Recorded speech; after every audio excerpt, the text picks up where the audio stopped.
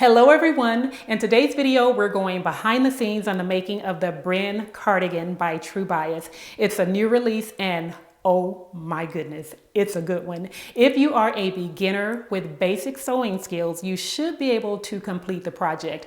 True Bias has a sew along on their YouTube channel, and they also have a written sew along on their blog at truebias.com. And I'm going to link both of those down below. So let's jump right in. Hello everyone. I'm getting started on my next sewing project, and this time I'm working with the Brynn Cardigan by True Bias. They just released the pattern and I grabbed it right away because there are so many different garments that you can make with this one pattern. They have the sleeveless version, the short sleeves, and then the long sleeves. And you can sew either one of these in 3 different lengths. There's the crop top, the hip length, and then there's the dress length, which falls right above the ankle. Now, I know already that I'm going to sew a whole lot of these. And I'm starting with view C, the long sleeve, and the dress length. And I'm going to be using this beautiful rib knit that I received from Core Fabrics. This is their wide rib Eco-Vero viscose knit, and I have it in the color heather gray. And oh my goodness, this fabric is so luscious. Here's a close-up of the front, and then here it is from the back. Same color on both sides. And the drape is absolutely beautiful. It has a lovely drape. It is a mid-weight and it has excellent recovery. So you don't have to worry about your garment becoming baggy with this knit. So if you are interested in this fabric or any other fabrics on their site, you can go to corefabricstore.com. They also sent me the matching thread. So you can see here, that's going to blend in perfectly. So go check them out and stay tuned. I'm going to come back with a work in progress video. Okay, I'm back with a work in progress on the Brynn Cardigan by True Bias, and this is where I am so far. I've attached the front to the back, added the sleeves, and then here you can see I've pinned the neck and front band onto the dress, and everything looks so good. I'm very pleased with what I see so far. However, I've had to make some adjustments because of the fabric that I'm using. So my fabric is from Core Fabrics, and it is their wide rib Eco-Vero viscose knit in the color heather gray, and it has a lot of stretch. When I tried it on, oh my gosh, it feels so amazing against the body, and it has excellent drape and really good recovery. But because it has a lot of stretch, I've had to take it in a lot. I did cut the size that I wanted based on the finished garment measurements. But again, because the fabric is so stretchy, I'm having to take it in. But that's not a problem at all. Now, let me show you the close-up. Here you can see the neckline, beautiful. And then I'm going to insert the buttonholes once I'm done attaching the band. Let me show you from the side. Here it is from the side view. And I've just basted my side seams because I'm going to be taking that in quite a bit. And then here it is from the back. Oh, I cannot. Oh, this is so perfect for fall and winter. I can't wait to style it with my tall boots. It's going to look so good. So yes, that's where we are so far.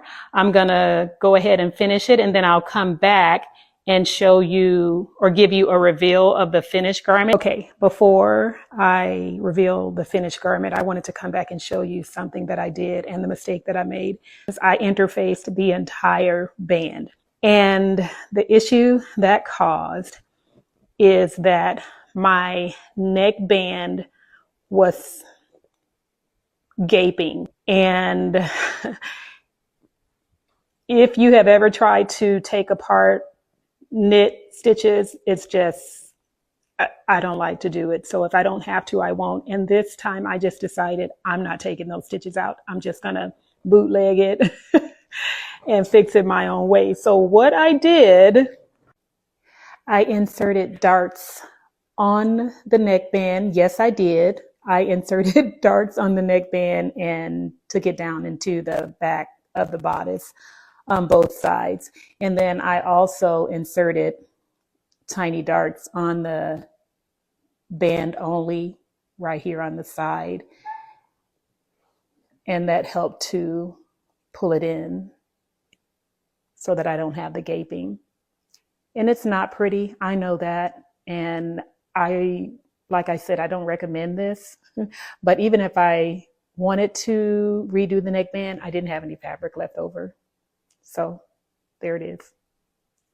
And these are the buttons I'm going to be using. They're little silver metal buttons, and I think that's going to look really nice against the fabric.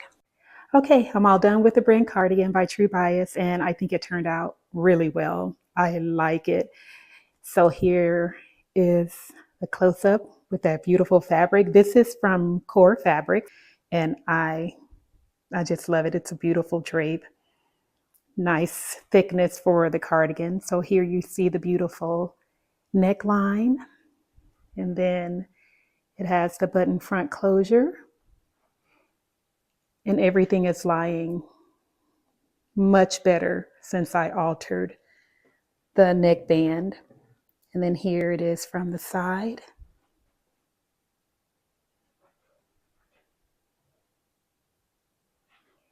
And from the back.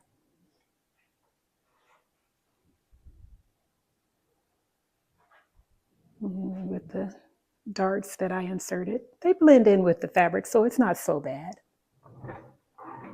And that is it. It is beautiful. I can't wait to try it on and get some photos so I can show you what it looks like on the body.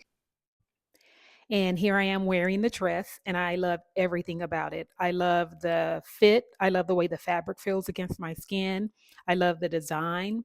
I wore this dress to an event last week where we had to sit for 3 hours. And when I stood up, everything was still in place. There was no baggy seat. Nothing was stretched out of shape. And that just lets you know that this fabric has great recovery. Here I've styled it with my tall black boots and a matching black crossbody bag. I have a pair of stud earrings, silver stud earrings, and a simple silver bracelet. Hello, everyone. So I'm back with another look at the Brynn Cardigan by True Bias, and oh my gosh, I'm so in love with this pattern. It's very comfortable. I made view C with the dress length, and I added long sleeves. Here it is from the side and from the back. It's so very comfortable. And then if you saw my previous videos, you know that I had an issue with the neckline because of a mistake that I made. And here is the finished neckline. And I think it turned out well with the corrections that I made. If you missed the blog post yesterday, there are lots of photos of the inside and outside of the dress, including the mistake that I made and how I corrected it. So you can go and check that out on my blog, anitabydesign.com. And I have paired this pattern with the wide rib Eco-Vero viscose knit by Core Fabrics. And when I tell you this fabric is amazing, it's very soft. Oh, it's so soft against the skin. It has a lot of stretch. Here you can see how far it stretches, but it has great recovery. Look at that. Snaps right back into shape. So if you're making a garment that requires a lot of stretch, this is great. And then it has lovely drape too. So if you're making something that needs a lot of drape, this is it. So go check them out at corefabricstore.com. And right now, at the time of this posting, the fabric is on sale for 30% off this particular fabric, and you don't need a code. So go over there. And for any other fabrics that you may be interested in on their website, then you can use my code Anita15 to get 15% off your entire order except for sale items. So go check it out. I have styled it with my black tall boots and my black matching handbag. And yes, I'm going to wear this a whole lot, and I'm going to be making a lot more, right? Okay, I want to show you something that I'm planning to do when I sew my next Brynn cardigan. I love the way my first one looks, but I do want a little bit more coverage on the V-neck. I want mine just a tad bit higher. So here I've raised that neckline a little bit, and I'm going to show you what I did. So I placed my pattern on top of tracing paper, anchored it down, and then I used my seam gauge to measure up how much extra coverage I want. So this first line you see is 1/2 inch. So I measured right from this point where the front turns and angles up. I measured up 1/2 inch, and then I made my mark there. And then I used my clear curve ruler, and I positioned it right at that point and then curved it into the cutting line. So I just placed it like this, actually I went the other way. So I started on this end and then placed it right at that point and then positioned my ruler so that it curves and merges right in with the cutting line, whichever cutting line you're using, of course. So that gave me an extra 1/2 inch. But then I decided I think I may want a little bit more. So I measured up 1 inch. So that's the 1 inch point right there. And I just did the same thing. I took my clear ruler, my clear curve ruler, and positioned it so that the line would merge right in with the cut line. So when I sew my next Brynn cardigan, I'll have a little bit more coverage, and that means I'll add an extra button, which is no big deal at all. So if you feel like you need to raise the neckline for more coverage, then that's how you do it. And this is what the pattern piece looks like on the front neckline after the 1 inch has been added. And then you can see how it's blended right in with the cut line. Okay. Well, that's it for today. Thank you so much for watching, and I hope you have enjoyed this behind-the-scenes look at the Brynn cardigan by True Bias. If so, make sure you hit the like button down below, and if you're interested in seeing more photos of the cardigan, including close-up photos of the inside and outside of the garment, then make sure you check out my blog. There is a link in the description box below that will take you directly to that page. Now, if you are not already a member of my private email community, I'm going to recommend that you go and get signed up now because I have some goodness coming in December, and you have to be a member of the community to participate. There is a link in the description box below this video that says join my community. Go tap that link, enter your email, and then you will be added to the list. All right, I will see you all in the next one. Bye.